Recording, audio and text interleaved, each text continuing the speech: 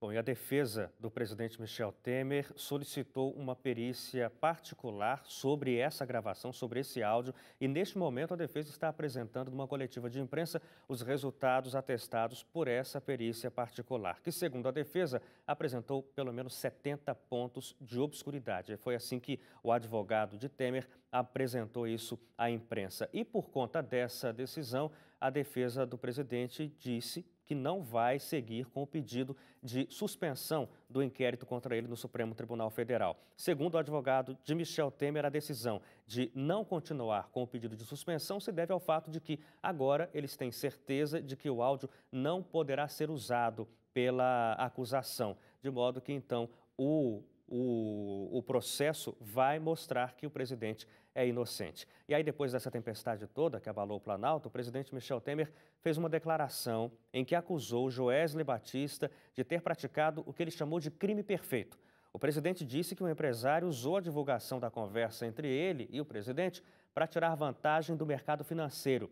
Agora, a Comissão de Valores Mobiliários está investigando o grupo JBS por uso de informação privilegiada nessas negociações de dólares e ações. O autor do grampo está livre e solto, passeando pelas ruas de Nova York. Cometeu, digamos assim, o crime perfeito. Antes de entregar a gravação, comprou $1 bilhão,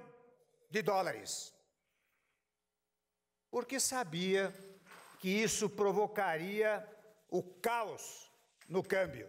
Sabendo que a divulgação da gravação também reduziria o valor das ações de sua empresa, as vendeu antes da queda da Bolsa.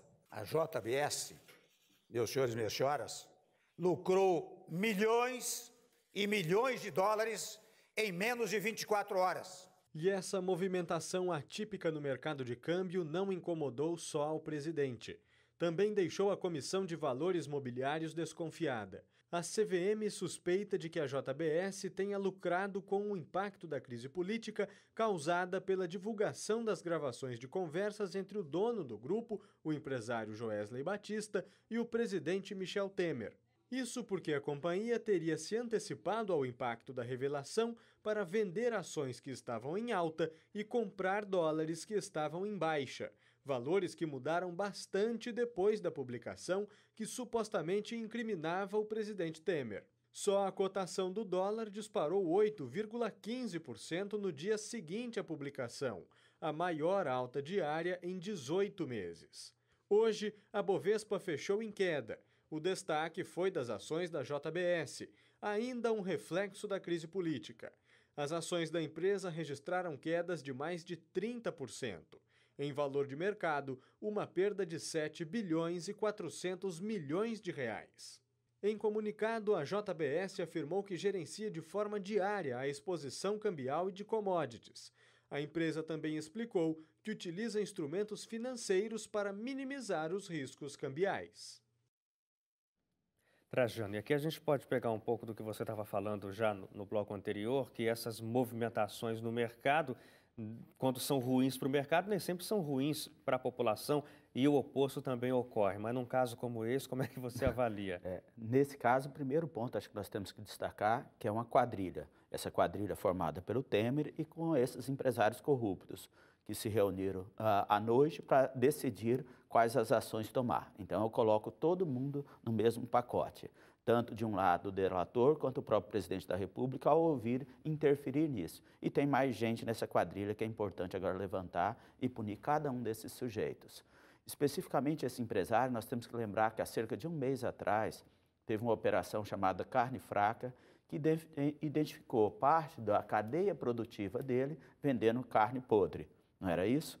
Então, ou seja, não é de hoje que esse empresário é investigado, esse empresário ganhou muito dinheiro muito rapidamente e aí, consequentemente, em função de aproximação do setor público com financiamento do BNDES, inclusive no governo anterior.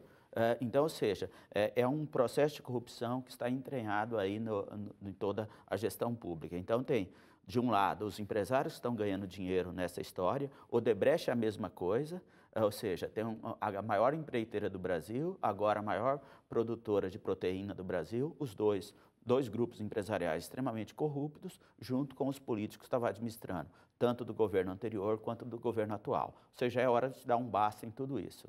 Em relação ao mercado, a Bolsa de Valores, com certeza, tem instrumentos jurídicos que vai acabar fazendo com que esse empresário pague essa multa e que seja compensada por esse processo que ocorreu no mercado.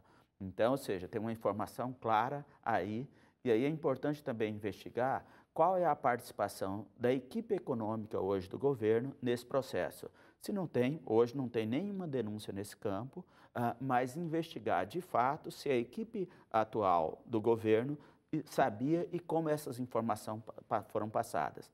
Nós temos que lembrar que o Henrique Meirelles, quando saiu do governo, foi presidente do conselho da JBS e depois foi o diretor-presidente do banco criado pelo grupo. Então é importante fazer investigação nesse campo para ver o envolvimento, se há, se não há, e isso precisa ser investigado. Também tem que ser levado.